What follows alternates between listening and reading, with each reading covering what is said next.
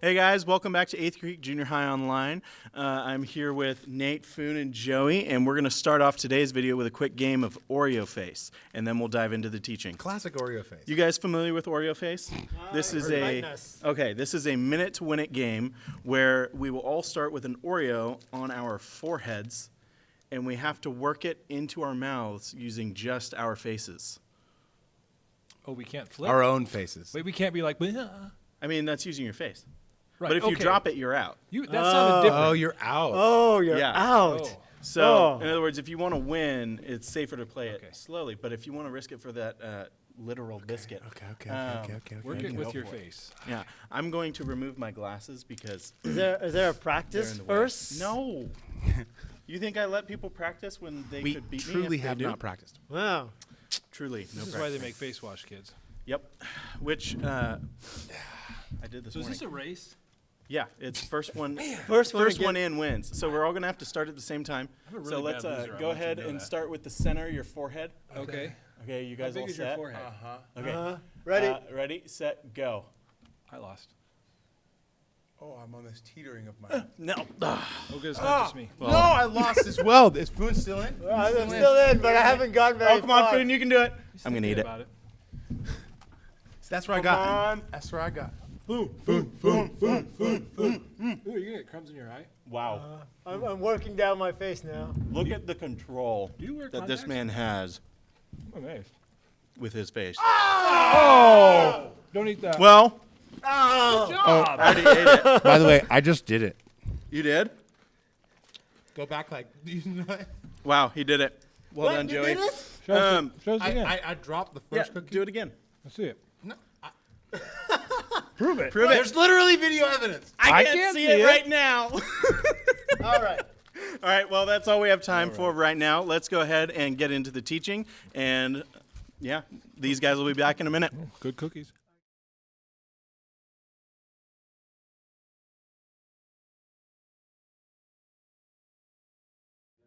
Hey guys, this week we're going through James. We're going to start a new series. Actually, it's technically part of the same series. We're looking at James as kind of a counterpoint to flesh out some of the stuff we went through with Galatians.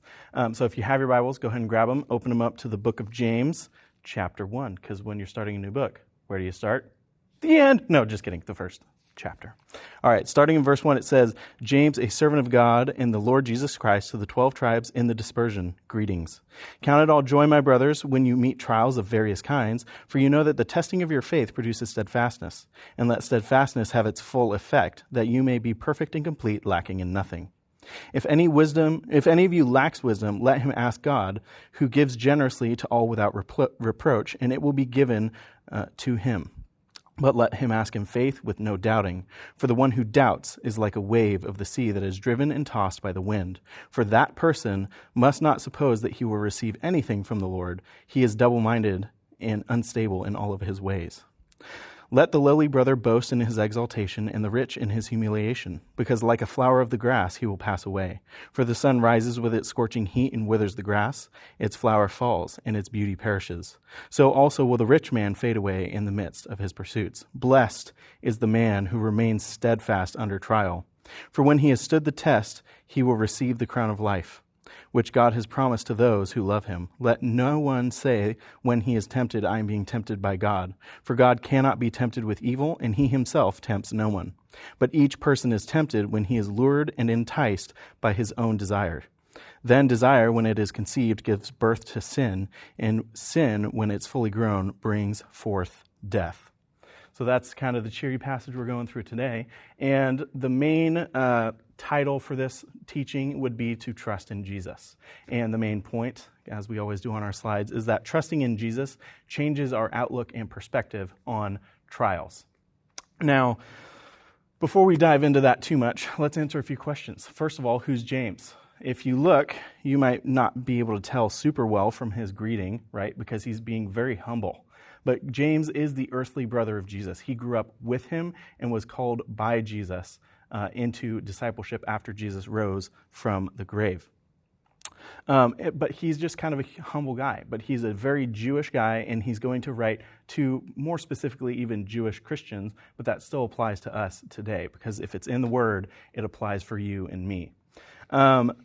So, the first point we're going to dive into on how our perspective on trial changes is that when we know Jesus, we can see that trials have a purpose. So, have you ever been through something and thought, why is this happening? Now, maybe it was an argument with your brother and sister and you knew you were right, but your parents sided with them and you just couldn't understand it, and that was hard.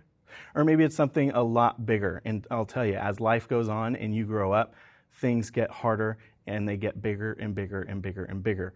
And you start to realize that you cannot deal with these things on your own, and you really do need the Lord. But just understand that no matter what you're going through, God does not act on whim. He is steady and able, constant and true, like that song that we sing a lot here at Athey. He is a God who cares about you, and he doesn't let you go through a trial for no reason. He always has a purpose in it. And it says here in James 1 that when we encounter trials of various kinds, it's for the testing of our faith. The Lord is looking at us and he's like, all right, let's see how you hold up. He's testing our faith to see that we are faithful to him in trial. Now, you all know I love ice cream because I talk about it somewhat frequently. And before I really got into ice cream and how it was, the different specific flavors were kind of unique, and this caramel really brought out this chocolate and this salt and straw ice cream, or the berries with, whatever it was, the cheese, which is kind of a weird combo, but works. That all started with a different hobby and passion of mine, which, if you can't tell from behind me, is coffee. I love coffee, and coffee actually serves as a great analogy and metaphor for us and trials. So I'm going to start explaining that, and I'm even going to move back here to do that. So now you're looking at me and you're like, John, how does coffee have anything to do with us? And the simple fact is, it's just an example, so it doesn't really. But if you look at coffee from the beginning of what it is to what it produces, it's like the process that we go through with trials, which is, there's a big fancy word for it called sanctification, and that is the Lord using the Spirit to come into our lives and help grow us into being people who are more and more like him. So coffee starts out on a tree. Surprise, not really, right? But it's inside of a little coffee cherry, and before it can become what we know and love from Starbucks or wherever, Dutch Bros, it has to get plucked from its tree. It has to be taken away. It gets put into this thing called a pulper, which removes all of the cherry from the outside of the bean and just rips it off. Then it's put on these raised beds out in the sun, exposed, and that coffee is dried out in the sun for a long time. It can be weeks or even months. And then it's taken and it's shipped to America, where we then roast it in roasters at hundreds and hundreds and hundreds of degrees of heat until it gets to what we would consider to be the right roast. Now, sometimes that's a light roast, which is what I tend to prefer, or for people like my Uncle Chris, it's a very dark roast. And the longer it's in there, the darker it gets, and for those people who love it, they're saying it gets even closer to perfection. Now, once it's ground up, roasted, you have to grind it, which inside of this nifty little container, I have some ground coffee, which I don't know if you can see it in there. But you have to take this ground coffee, scoop it out, and I'm going to put it in this fancy little machine which makes espressos. Now, espresso is different from your average drip coffee because the way you produce espresso is by adding a lot of pressure to it.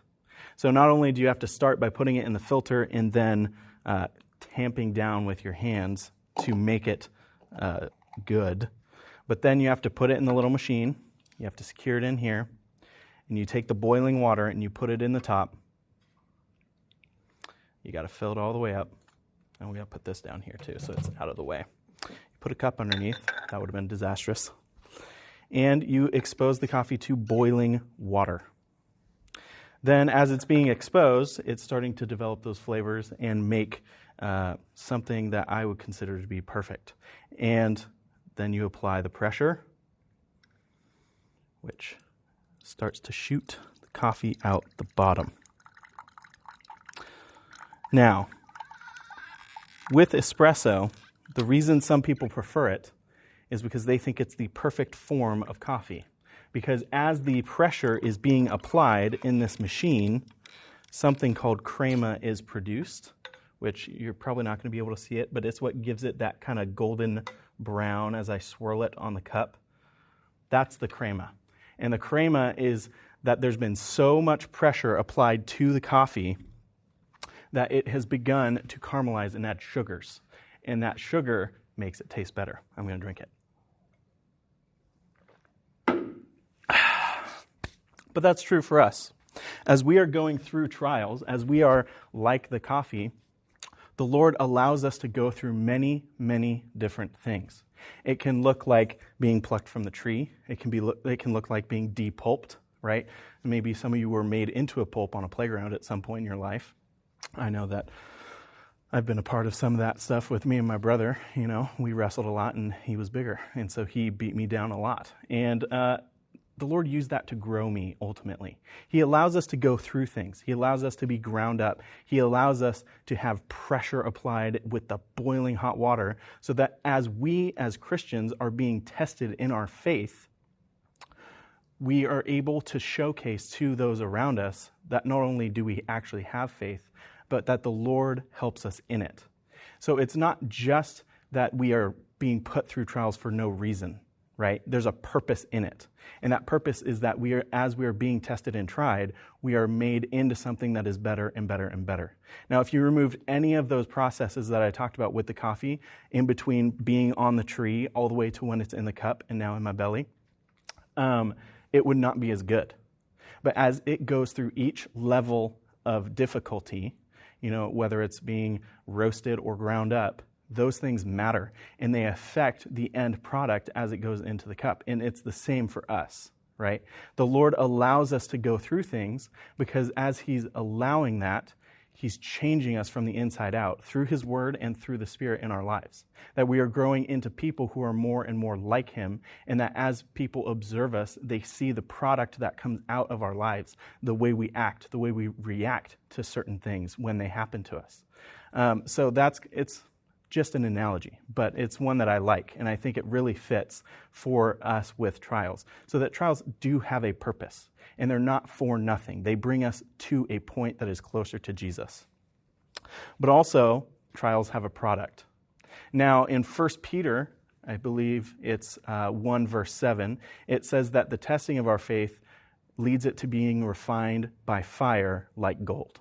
So that our faith, when the Lord looks at us, He doesn't see, oh, you know, you're doing somewhat well, that's great, you know, have fun, haha, right? He sees that as we are being tested, our faith is improving. The impurifications that the flesh causes when we are feeding the flesh, when we are going out and doing things like we talked last week, you know, if you are choosing to feed the flesh versus choosing to feed the Spirit, then your faith will not be like gold refined by fire because it'll be full of impurities. But as gold is put through fire, the impurities are burned out and it's made pure. And honestly, sanctification, that's partly what that word means. It's to be set apart and made holy by the removing of that flesh inside of us. So trials have a product, right? But also, trials lead us into something else, and that is ultimately a trust in Jesus. So let's look back in at chapter 1, verse 12. We're going to dive back in, where it says, "Blessed is the man who remains steadfast under trial, for when he has stood the test, he will receive the crown of life." Now, in a lot of other versions, even with verses 2 through 4, where it's talking about temptation and, you know, remaining steadfast under trial, it'll use the word patience. I like the word steadfast even more, because patience kind of implies a passive waiting sometimes, especially in English, but steadfastness has a different meaning. Steadfastness is not simply patience. Patience is part of it, but it's the ability to actively bear something and realize that you are going through something that's hard. And it's not just, you know, you pushing through for the sake of pushing through or sitting there passively. It's that you are actively engaging and understanding the situation that you're in. And if you are steadfast and you stand that trial, then you will receive that crown of life. That's another product that we get from having our faith tested, is we get the crown of life at the end of all things when we are with Jesus in heaven. And then it goes on to say, let no one say when he is tempted, I am being tempted by God. For God cannot be tempted with evil, and he himself tempts no one. But each person is tempted when he is lured and enticed by his own desire. Then desire, when it has conceived, gives birth to sin, and when sin is fully grown, brings forth death. And I like this because it's almost kind of a counterpoint to 2 through 4, where we're talking about steadfastness producing perfection versus the person who looks at a trial and says, I'm being tempted by God. Now, we know that that's impossible, not only because it said it right here in the Word in James, but also because that's completely counter to everything we know about the Lord and his nature. He is a God of love, justice, and mercy. He is not a God who is capricious or wants you to feel like you can't do things or for you to have to go through things unnecessarily. He is a Lord that loves you, and he's not going to tempt you. He will allow you to be tried, and this is where the book of Job is a really good litmus test and a thing to look at for us, that when we are going through something, what Satan is using as a temptation, because he was trying to tempt Job, the Lord is using as a trial. So we need to develop something called discernment, and that's the ability to see whether it's a trial or a temptation, because there are going to be times in your life when Satan will be wanting to tempt you into sin, so that he can ultimately reap you at the end of time, right? He doesn't want you to be spending time with the Lord. He doesn't want you to know the Lord. He wants you to come down to hell with him. But the Lord loves you, right? And he wants you to be with him forever. So Satan will be sending other demons and even just using your life in general to bring temptations forth. Your flesh nature by itself will bring forth temptation. But you have to be able to look at each one as it comes and discern whether it's something you're supposed to be steadfast in or whether you're supposed to get out. Because if it's the Lord using it as a trial, A, he will communicate that to you through his word, and B, he will also help you in it. I think it's really encouraging in James chapter 4. I think it starts in verse 7 where it says, submit yourselves therefore to God, resist the devil, and he will flee from you. Draw near to God, and he will draw near to you. That's a huge encouragement, at least for me it is, right?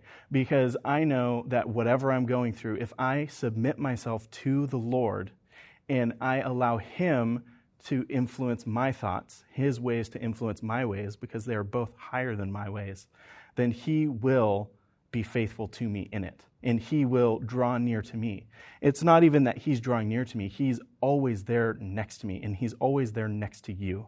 But we have to actively be drawing near to him, especially in times of trial, especially when we're going through things that we don't understand and we need the wisdom, right? That refers back to verse 5 in chapter 1. If you lack wisdom, ask the Lord and he will give it because he is generous. Even in Hebrews, it tells us to draw boldly before the throne of grace and let our requests be made known.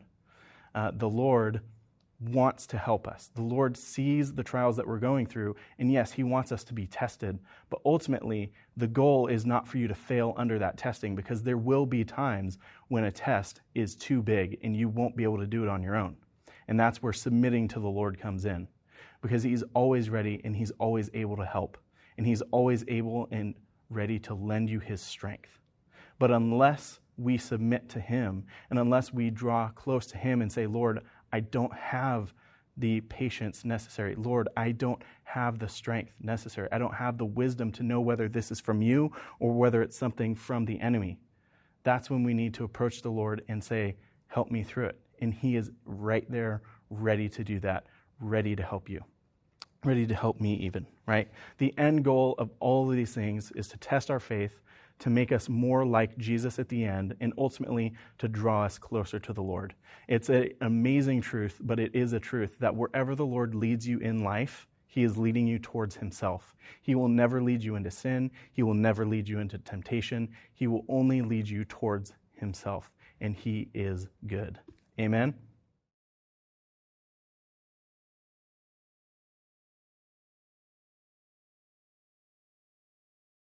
Hey guys, welcome back. We are doing a new thing this week where I brought in a few of our teachers, both Foon from Sherwood and Nate, who does a lot at Wesleyan with me, and Joey. Fun times. So what we're going to be doing is it's just kind of an encouraging panel. We're going to just hang out, talk. They're going to tell some stories, kind of relate it to what we just talked about with the teaching, and then we'll move on to a game after this. And I know that Nate said he's got something to share. So Nate, take it away. I appreciate that. So I thought the great story to share would be about my brother. So I have an older brother. He's 2 years and 9 months older. He would say 3 years, but, it's closer than that. Classic. Yeah, thanks. And, my mom ran a daycare when we were kids, and so there was like 8 to 10 children in the house. And so when it was spring like it is now, we're like, we got to get out of here. And then you got to do something when you're outside, right? Yes. And so our thing was either we made tree forts, climbed trees, or made random forts anywhere, right? Trees and forts. Trees and forts. You fall or something falls on you. That's how it worked. So the thing about an older brother is that they think they're always in charge. And I was kind of a middle child. And when you're a middle child, you're very passive yet aggressive, right? And so Like they have a term for that. No. we should put those those words together. We could start a revolution. Anyways, so we were outside on this beautiful spring day, and we were building a fort. And whenever you have two soon-to-be guys making something, like you have your own ideas, right? Like you have some ideas. And I was at that age where I grew a little bit faster at one point, and so we were closer in size. And this is like when I thought, I got better ideas than he does, so we're going to do it my way this time, right? And so he's doing something. I'm, no, we're going to do this, and let's just over here, and then we can do this and this and this and this. He's like, what are you talking about? No, we're going to do it this way. And so what's funny is, when you're trying to make things work and you still want your way, is you kind of keep going on the thing you're doing. And so I'm inside the fort at this time, and I think we had like a piece of plywood over a tire with mosquito water in the bottom. And he's stacking some wood on the other side, and he's I've already got 3 pieces of plywood going over here, and then I'm like, I kicked over what he was working on because it wasn't what I said. I'm like, no, don't do that. I probably said some things I should be ashamed of, honestly, but I didn't really think about that I was in a vulnerable position inside the fort, right?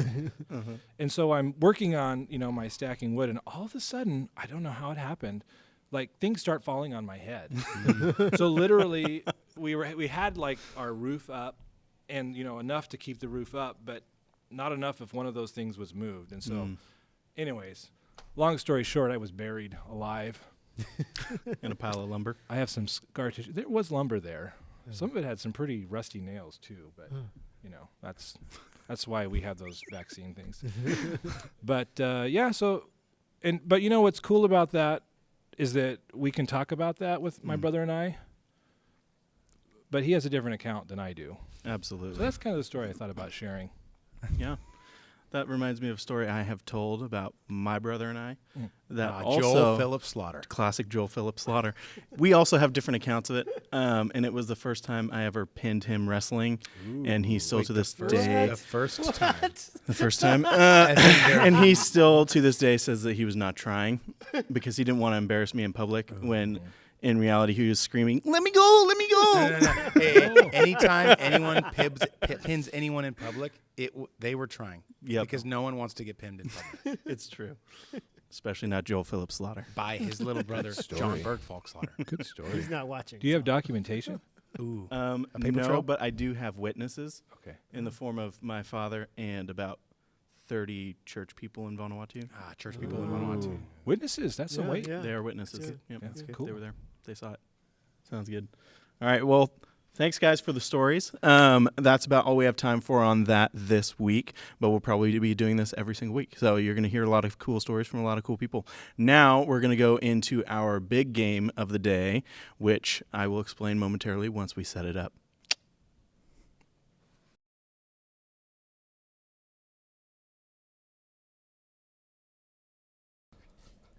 All right, here's the game we're going to be playing. We have a nifty spinning wheel. As you can see, it is fully functional. And on this wheel of misfortune, we have many different things, which behind Foon and Nate, you'll also find many things.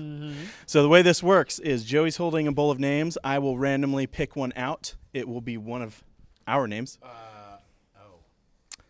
Yeah, I didn't tell them. I have Anyway, a question. Not till we got here. what do you have a question already? Yes. How do you open these things? Oh, I'll get a can opener if we need Okay. to. The wonders of technology. The wonders of technology. It's been around for 100 years or more. But we'll just roll it through. I'll grab a name. Whatever lucky sucker gets to spin the wheel, and then suffer the consequences. Here you go, John. All right, I'm not looking. I can't see. I'm going to grab this one. What does it say? What does it say? See, would you like me to This read? is John. Oh, John, that's you, man. I'm sorry. That's me. Yeah, you can take that Yeah, back. you can put it back. Oh, he put it back in. That's awesome. You want me to hold your microphone? Sure, yeah, hold my microphone. John, as why don't I- you go for a quick spin? Oh, can I drive your Go car? for a quick spin, man. My Let me man. hold that for you. Here we go. John approaches the wheel. He is a bit Step unfortunate. right up. Man, he's we're gonna be here for days. He's got some muscle here. I'm watching his face here. Wow, it keeps on spinning. Note there is a free spin, but oop, oh man, Spin again. Ah, Wheel of Misfortune, round 2 here. Here we go. Warms up the hands. Warms And up my the hands. anxiety is climbing right now Needs for it. you. Oh, yeah. Flicker, That's a flicker, good spin. flicker, chicken dinner. Here we go. Yes. It is built to last. American made. Paul Murray. Oh! Oh! Are you kidding Wow. me? Wow. Wow, John. Oh, man. All right, where's the bowl, Joe? So- Where's the bowl? Oh, here we go. Oh, Joe gets to draw. Go ahead. I get it. You, Sure, you- Joey. you're up, It's no Joey. fun if nobody does anything, right? John, it's you again. Sweet. I should not have put my name back in. He did it to himself. Here, I'll hold that for you. All right. See what you got. Can I see it? No, it was you. The camera evidence. Again, camera evidence. And wait, He goes again. Third spin. Third spin. Third spin. Third spin. Third spin. Third spin. Third spin. Third spin. Third spin. And Please don't be waxing. Please be waxing. Liver Oh, spread. liver spread. Ooh, Liver liver spread. spread, Spread folks. liver. Wait, John, what did you have for lunch? this is liver spread. Burrito. Looks like you're having burrito with Great. liver spread. We So thankfully, this is one of the So, do we need to get you a cans spoon that is or open. what? Yeah, I should probably have a spoon. Okay. Let's Oh, cut back when I have a spoon. I smell it. I got a spoon. Andy opened it. I opened it so that You better show the we camera. wouldn't have It to. looks. It looks like a bean dip spread. Oh. Do you want to know what's in it? Can I smell it? Can Liver. You can smell it. Oh, It honestly smells just like cat food. like cat food. Which, after your story, No. no, you don't want to This smell is it. all you, buddy. I would ate be- cat it would food be once. It appropriate. was terrible. Okay. The cat food story. Oh, The ingredients are beef liver, beef tongue meat, water, rendered beef fat. Wait, beef tongue is not liver. No, but it's beef tongue meat. it's a filler. Oh, not pate. Wheat flour. Oh, it has sugar and salt oh, okay. and MSG. Hey, it's not Oh, Whole 30 perfect. compliant. So Not Whole 30 compliant, Ooh, good point. but I'm not on Whole 30. true that. You suck your own shit. There's no getting around it. Yeah. I'm just Yeah. gonna eat. Is there eggs. corn chips? Everything there is food-esque. fine except for the MSG. Wait, can I scoop it for you? No, I'm already in. Oh, you're gonna eat I that? think Stop. that comes with Do we have a bowl? That did look like it came off this section. You can take the can.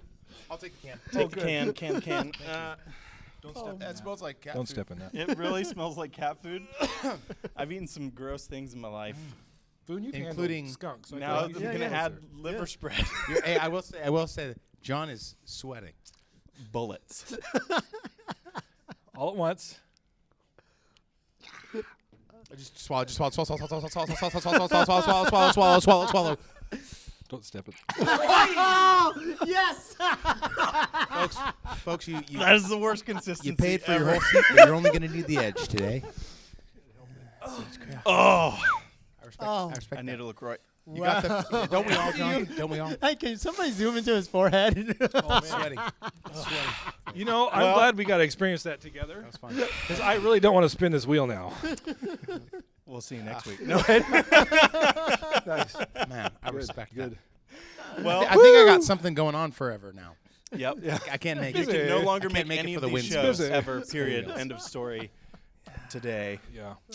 Well, anyway, thanks for joining Let us, me take guys. that. It was a Miss huge you. blessing to have you on the video this week. And, oh, yes, take my spoon. And he's looking for a high five. This is all we've got today, and I hope your week goes great. We'll be praying for you guys, and see you next week. See ya.